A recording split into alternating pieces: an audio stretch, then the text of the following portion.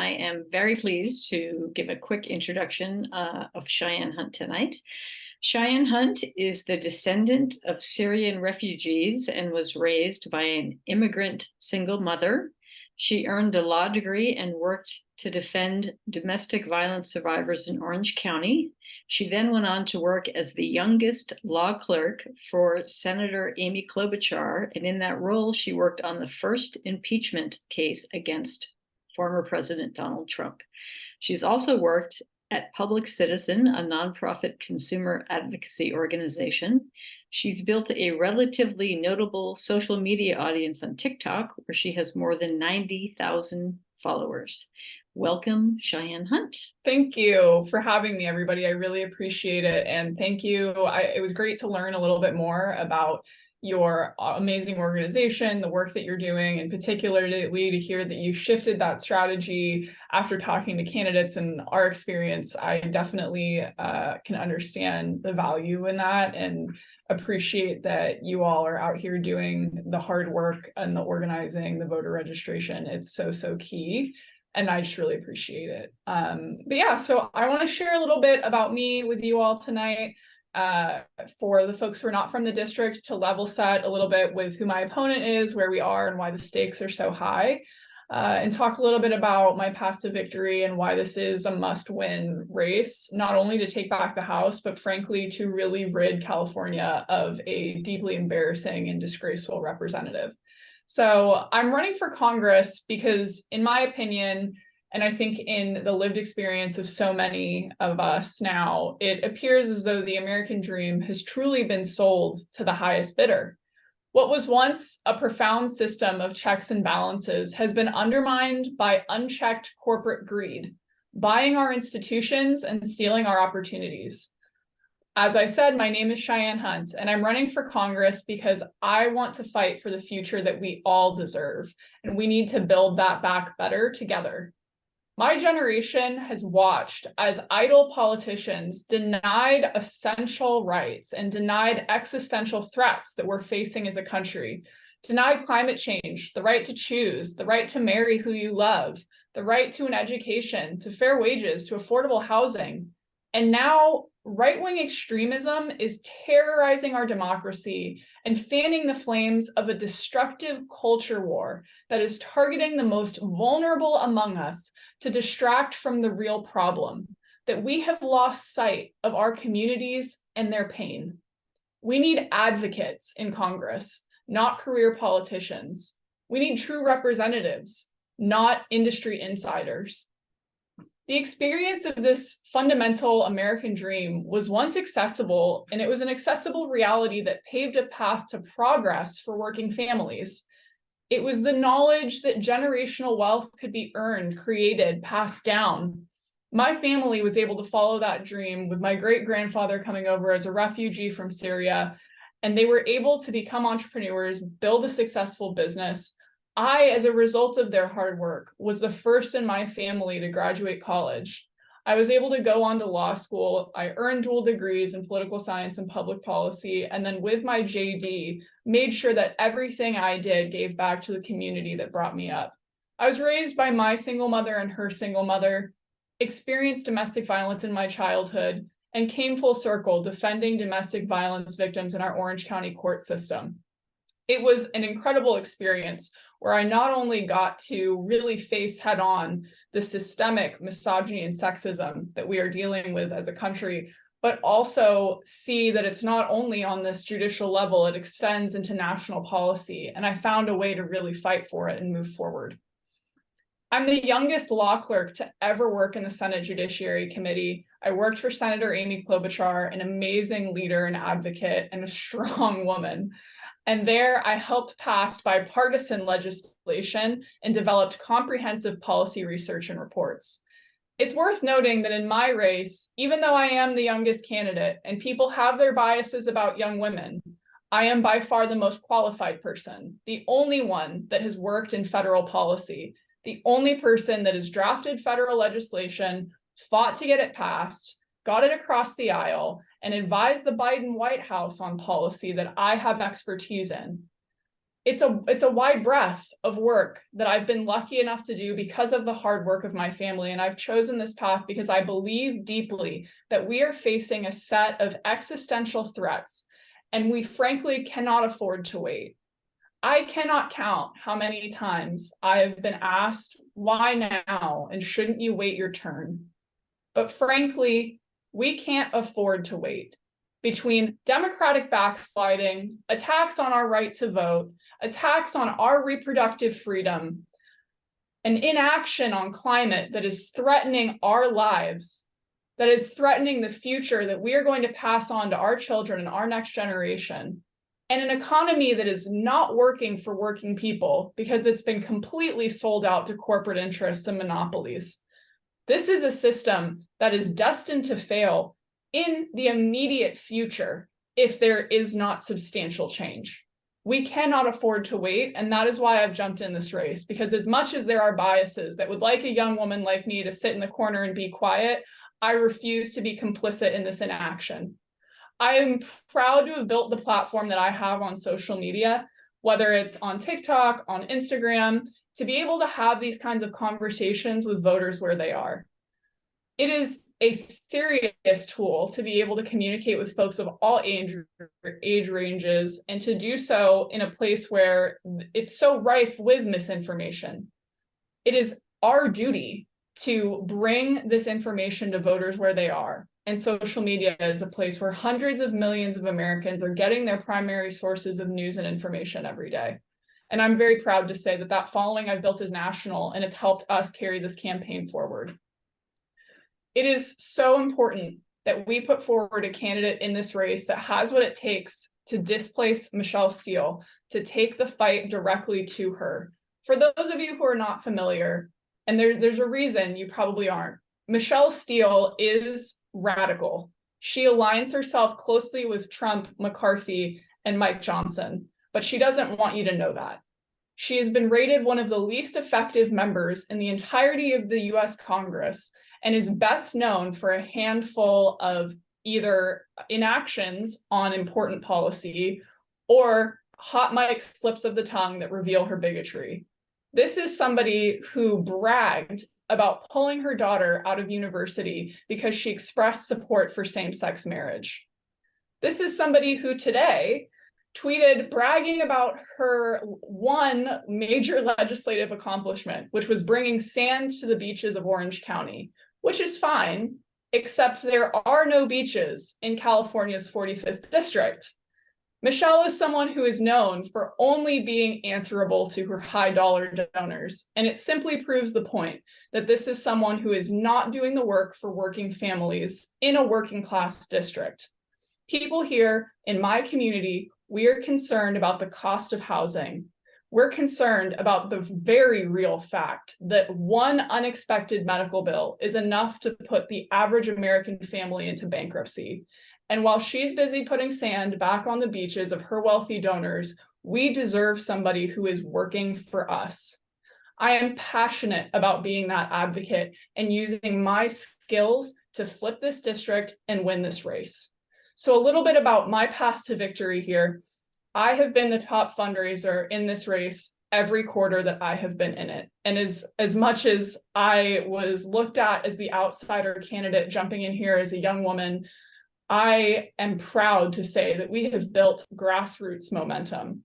I took a pledge not to take any support from corporate PACs or from registered corporate lobbyists, because I saw on my time in Capitol Hill exactly how corrupt that is in the system, the way that people become accountable to those high-dollar donors and not the folks in their district. I've sworn off those contributions, and I still remain the top fundraiser in this race, and that is truly what it's going to take to win this fight. I have the platform in the national media that it's going to take to communicate to a national audience, to make this a district of interest, not just for folks here, but for folks across the country, because this is a must-win for Democrats to take back the House nationally, and we need to build that kind of movement, that kind of coalition behind this seat. And lastly, I have the record. Folks are looking for somebody who has the experience to really make the kind of change on the issues that are keeping them up at night. I have the record, and I'm the only person running that has done that. And I believe deeply in my ability to deliver on these issues for folks. Lastly, I'll point out that I am the only progressive in this race and the only one that has stated policy positions widely available online. You can see my record. I'm not hiding from it. And in fact, I'm proud of it because I know how sick and tired people are of insider politicians who aren't willing to be upfront about how they feel and what they believe in. So thank you so much for your time, folks. My name is Cheyenne Hunt. Like I said, I'm running for California's 45th district, and I'm the only Gen Z woman running in the entire country. With your support, I would love to make history and flip this district. Thank you so much. That was great. Time for some questions. So you were talking to a statewide audience of California activists. What should people understand about the district CA-45 that they might not know if they don't live in the district? Yeah, this district is incredibly diverse. After the lines were redrawn, it has become the most diverse non-majority minority district that's up for grabs this cycle. So it is really exciting, the huge swath of diversity that we have here, of cultures, of backgrounds. It is primarily a working class district. So folks are looking for advocates that are responsive to the things they care about, issues like labor, cost of living, and people who have experience delivering on those kinds of things.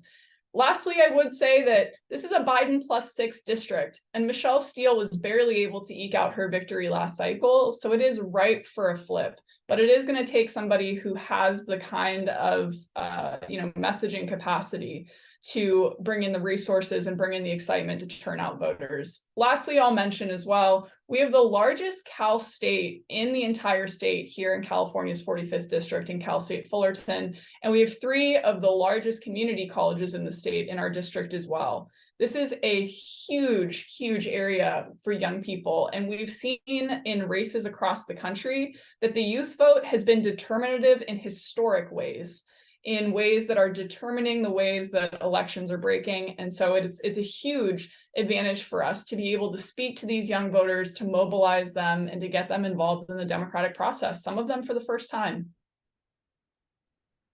Great. And you talked about in your opening remarks the fact that you're Gen Z, and I've seen in a lot of your statements that you feel like that demographic is unrepresented in Congress. And I love that you mentioned the fact that there are a lot of community colleges. Can you talk a little bit more about what it means that demographic is unrepresented? What does it mean in terms of legislation? What does it mean in terms of the lifestyle of people in your demographic? What should change in terms of policy? Yeah, so we have one Gen Z person in Congress right now, that's Max Frost. And we don't have a Gen Z woman anywhere in federal government. And that's a huge missing perspective. I think that young women have experienced a set of things and have been born into a state of existence that is very different than any generation really prior to us. And it comes down to a few things, right? We're the first generation of American women to wake up one day and have fewer rights than our mothers and grandmothers had. And that's a pretty disconcerting thing to have to grapple with, to feel the democratic backsliding under your feet, to feel a political movement that is gaining steam and momentum off of devaluing your rights.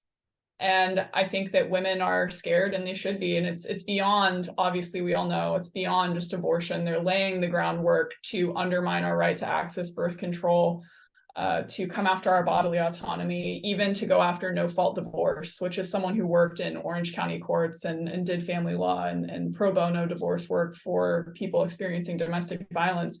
That's a very, very scary prospect. So we frankly just need to remember that it's a very scary time to be a young woman. In that sense, I'll also say that young people have experienced, I think, a certain set of circumstances that mobilize us a bit more towards political action. And I think representation of those issues is key. One of them that I worked on closely on Capitol Hill, bills that I drafted and had the opportunity to work with the Biden administration on, would be bills to regulate big tech. We're the first generation that grew up having our personal data used, abused, and being experimented on by these social media companies, having our mental health be something that they could toy with for their own advertising revenue, to deliver us content that spurred eating disorders and self-harm behaviors, anything they could do to addict us, to keep us online longer and to keep our eyes on their ads and ultimately on the bottom line. And that has had a very serious effect on us, on the way that we view society. We're now in an epidemic of loneliness. And frankly, you know, while folks on Capitol Hill right now, for the most part, are trying to figure out how the internet works, and some have said in hearings that it's a set of tubes that run underground, we need people in Congress who understand not only the basics of what Facebook is, but how these algorithms work, the way that they're coded to prey on us, and the changes that we need to make these things safe, and to hold these unaccountable billionaires, you know, to account for the reality that our kids, our young people, and our society is paying the price for the division that they sow. We saw that, you know, January 6th was organized primarily on Facebook groups, and there was no accountability for that, for hosting that, and it's definitely something that we need to act on. And so lastly, I'll just say in general, you know, I think young people, between the crushing level of student loans, the idea that we may never become homeowners, 30% of my generation believes we'll never own a home. It's a really sorry state of affairs. And so we need some hope, we need some action, and we need some young people to go in and shake up the status quo. Great, thank you. So some of the activists on this call, including my indivisible group, focused on your district last cycle. We knocked on doors for Jay Chen. Sadly, we lost that race by about 5 points. What do you think you can learn from last year's race about Jay Chen being defeated, and what would you do differently? Yeah, you know, I have so much respect for Jay. And that was a really well fought campaign. I know that the organizers on the ground were incredibly active, and I was sad to see the way that one broke. But, you know, what I will say is we have to come at it completely differently this time around. What we saw, you know, in Katie Porter's race is it took an ambitious progressive woman to incite enough excitement to flip a red district blue in Orange County. And I believe that coming out with ambitious, progressive, bold solutions, being a candidate that's not afraid to call things as they see it, and really, you know, use the tools of media to get the word out, is going to be key in mobilizing folks. And I think that, you know, now we're in a really different kind of spot than we were in the last cycle, in that folks here are a little bit more familiar with Michelle Steele. This was her first time running to represent CA-45 as it was redrawn in last cycle. And I think, you know, I've found in the community, as people have felt the lack of leadership from her, that the working class folks in this district are looking for someone who's really going to go and fight for working families, that's going to fight for the issues that keep them up at night. And now it's ripe to flip. And so making sure that they're hearing that we've got the experience to do that, to deliver for them, is going to be key. Great. I hear that I may be having a little bit of internet connectivity problem, and if that's the case, I apologize. It might be the weather. So you have been labeled an influencer by the media in a way that is somewhat negative. I want to give you an opportunity to respond to that label. Yeah, thank you. I appreciate that. You know, I think that the label of influencer is something that showed up on its own. It was never something that I claimed, because I think it comes with a connotation and a certain image of somebody on social media, usually somebody that's selling or promoting products, doing something, you know, that's got much more of a self-serving element to it. And I did find it really strange to have that label attached to me in my candidacy, when there are other candidates running for Congress across the country who have bigger followings than I have, who are more prolific on social media, mainly men, who never received that same kind of derogatory label. So I have openly kind of criticized the use of that term because I have a prolific resume. I am an attorney. I worked on the first impeachment of President Trump. I've worked in the United Nations on human rights standards. I worked to protect domestic violence victims. I have a prolific resume, and to boil it down to TikTok influencer is, it's a salacious headline, and I think it's one of the barriers to entry for young women running for Congress and running for public office generally. There's a reason that I'm the only Gen Z woman running for Congress in the entire country. And when we allow young women to be boiled down into stereotypes like that on a national stage, I can see why it may give them pause.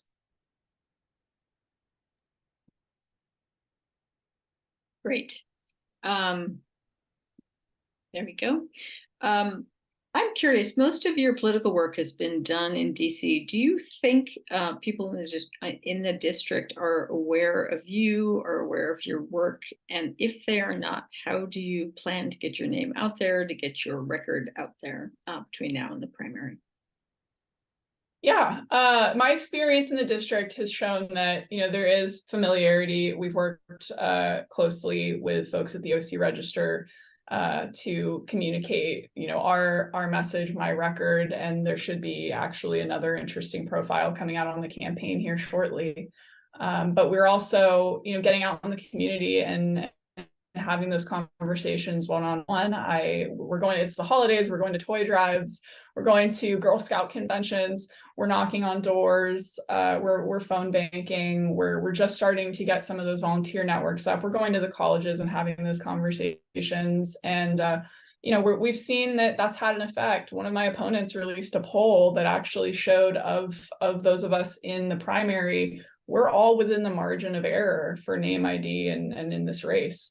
So, I'm somebody that is not holding the advantage of having, come from a political insider class here in the district, and we're still all within the margin of error. So I would say, we're committed to continuing to get out there and let voters get to know me. But, so far, I'd say we're moving in the right direction.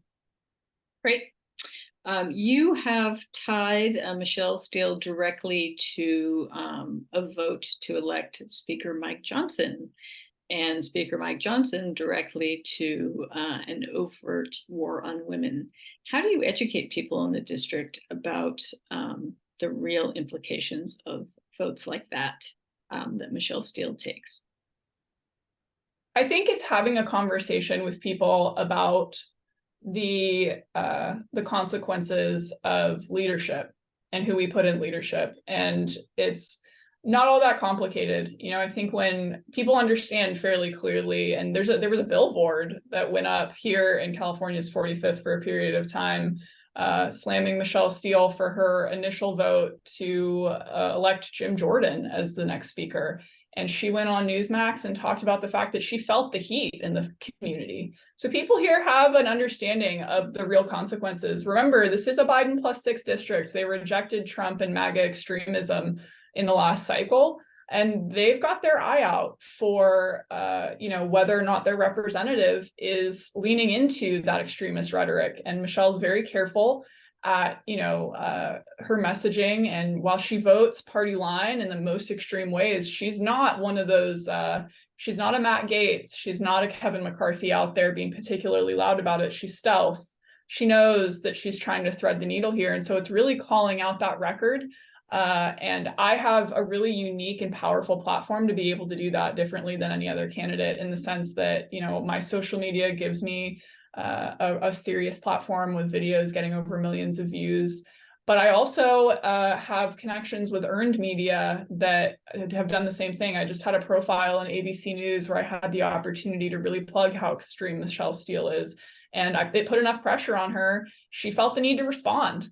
And that is not something her office does very often. And so continuing to use that momentum to put the pressure on in a way that no other candidate in this race has really been able to garner is going to be key. Thanks. And our one of our assistants or leadership just put that in the chat, the link in the chat. So there we go. Okay, so climate is one of the policy areas that I know is very important to you. and you gave a talk sometime in the last year called The Great Reprioritization. Is it possible for you to sum up in just a few minutes, I know this is a big ask, what you mean by the Great Reprioritization when it comes to climate? Yeah, I think what I refer to in that sense is the idea of reprioritizing away from the status quo of leadership serving the interests of a handful of corporations and their lobbyists, and the interests of an unsustainable economic model towards the very imminent reality that we all face, which is looming climate disaster. And prioritizing sustainability, in some cases over profitability. However, we have also found that it is that pivot to sustainability that also preserves the bottom line and our ability as an economy in the United States to remain competitive globally over time. And so I also think that the Great Reprioritization is also a reframe of what it actually means to remain competitive and to have a healthy, functioning capitalist economy over time. If we think that we are going to be able to compete on a global scale with a system that is destined to destroy itself within 10 to 25 years, that doesn't make sense. It doesn't add up.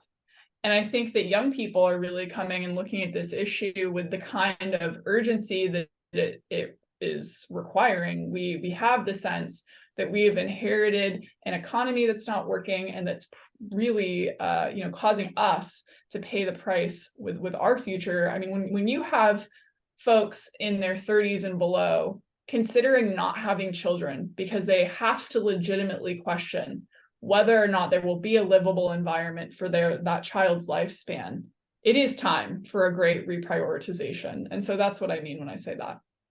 Great, thank you.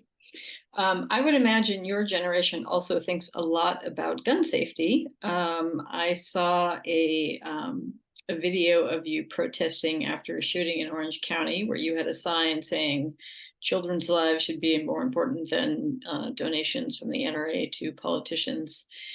I think a lot of us on this call would probably agree with common sense solutions. How do we break this sort of forever logjam about common sense gun safety? I'm going to have an untraditional answer to that, which is going to apply to the log jams that we see on a lot of really important issues. And let's get to the root of it. Where does that come from? And it goes back to the sign. It comes from the fact that we have a system wherein politicians are bought and paid for, or they can be, those that allow themselves to be. And that in turn creates this strange reality we live in where kids can literally be slaughtered in their classrooms, and our Congress is unresponsive to that. And I support a number of solutions to shake up the status quo. I support campaign finance reform to lessen the grip that lobbyists are able to hold over our elected officials.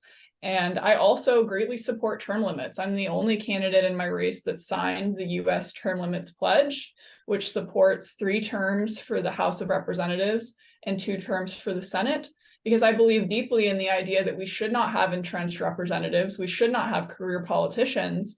We should have people that are freshly ingrained in the communities.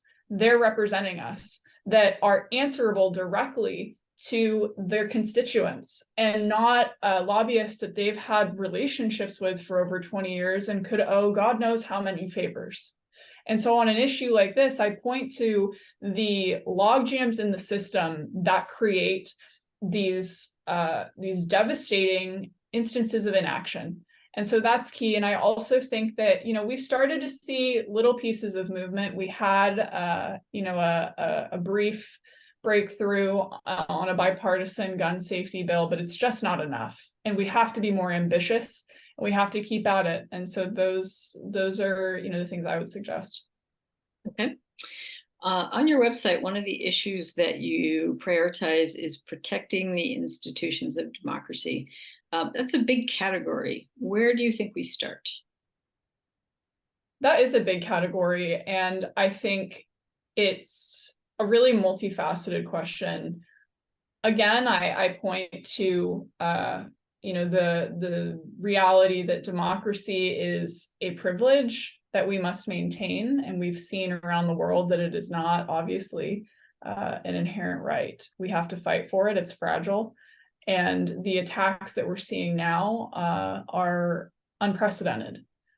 And I support voting rights legislation. I support codifying protections to stop the backsliding, like codifying Roe v. Wade and protecting women from, anti-democratic regression on our rights.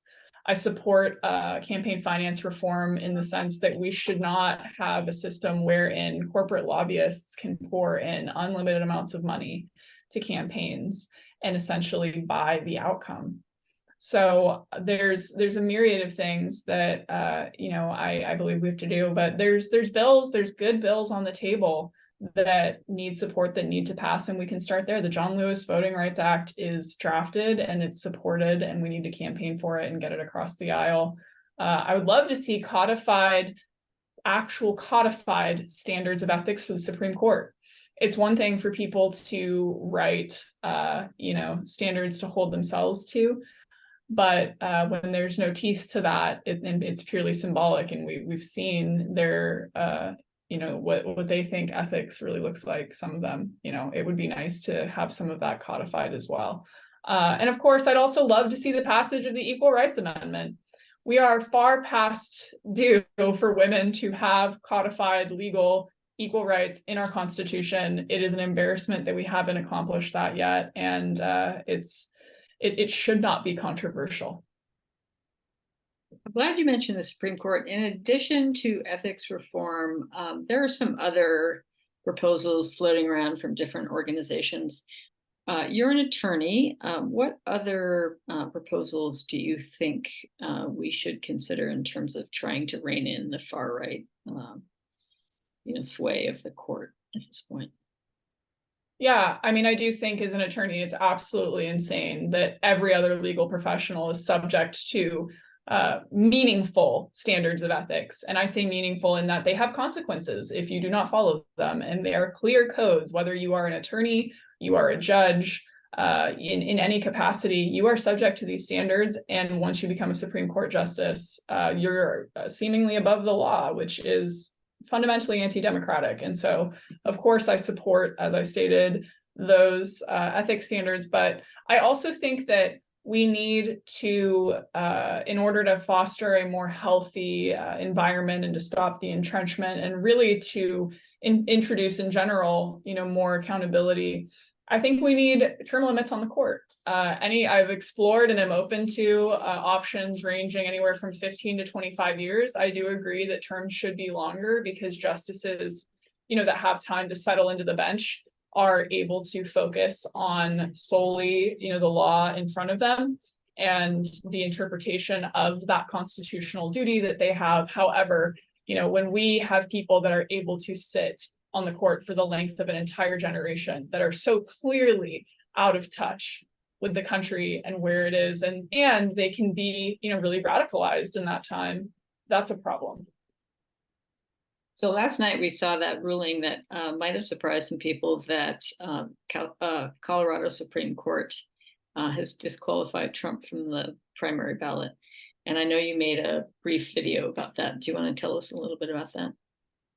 Yeah, we're watching American history unfold right now. The Colorado Supreme Court ruling that Trump is ineligible to appear on the ballot because he is in violation of the 14th Amendment, the insurrection clause.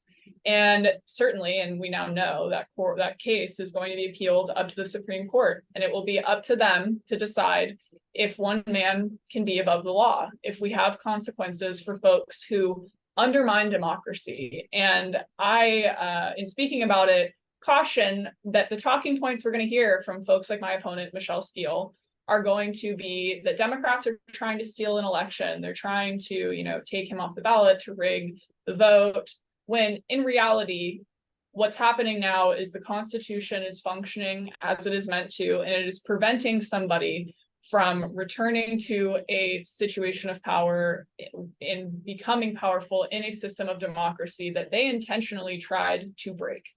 an insurrectionist. And so the irony of hearing folks say, we'll let the voters decide, when they quite literally tried to overthrow a democratic election outcome not all that long ago, is rich, and it's something that we should be ready to call out and to do so quite fervently. And I anticipate that my opponent and many of her allies will be pushing that narrative.